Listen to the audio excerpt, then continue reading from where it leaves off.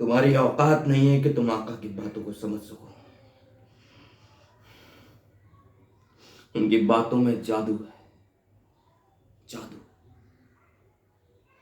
तुम तो उनके चेहरे की तरफ देख भी नहीं सकते, इतनी चमक है उनके चेहरे पर, जैसे जैसे नूर बरसता हो।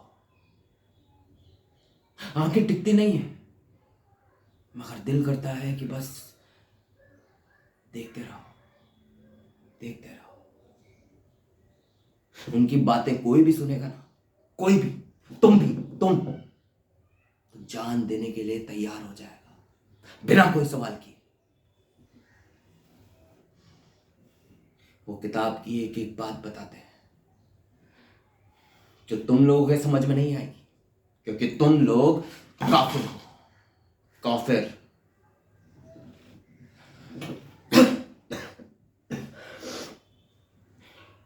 दीन के लिए शमशीर उठानी पड़ती है, दीन खतरे में है।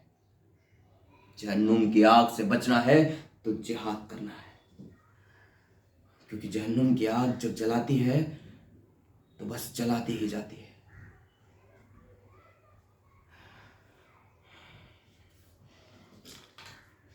मुझे नहीं मालूम था कि मेरे गुनाहों की तौबा कबूल होगी कि नहीं,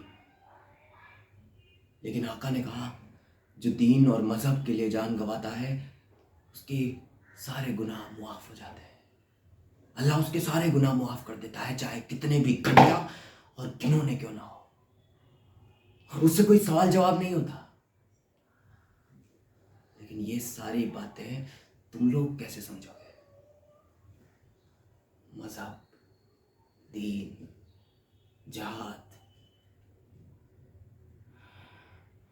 पता है, जिहाद ही एक ऐसा रास्ता है जिससे हमारी रूह की पाकीज़गी और नूरानियत बरकरार रहेगी।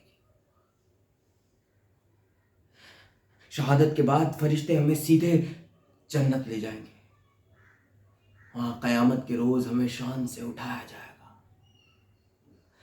जन्नत में खूबसूरत हूरें होंगी, दूध और शहद की नदियां होंगी जिनमें जिनमें हमें नहलाया जाएगा।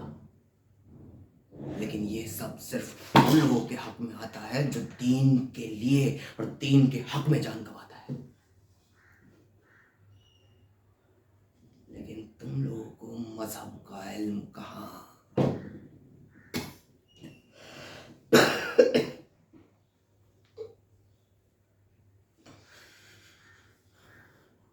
आका ने हमें विदा करने से पहले कहा कि जाओ जाओ बच्चों, जाओ, और तब तक मारते रहो जब तक कि जिस्म में जान बाकी है। तबाही मचा दो, खत्म कर दो मजहब के दुश्मनों को, उन काफिरों को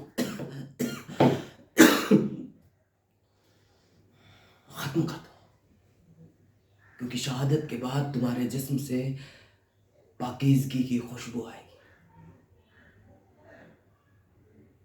उसके बाद आका ने हमें सीने से लगाया और दुआएं दी।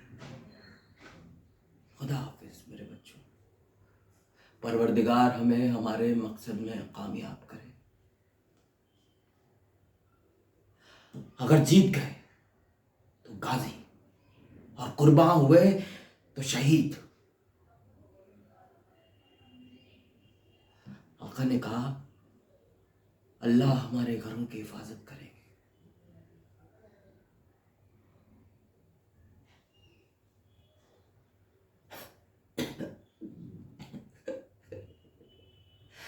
खुदा कसम, तुम्हारे लोगों को जिंदा कत्ल करने में जो मजा आया है, जो मजा आया है, रूह खुश हो गई।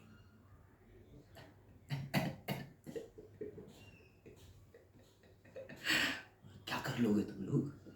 हाँ, और क्या कर लेगी तुम्हारी ये हुकूमत?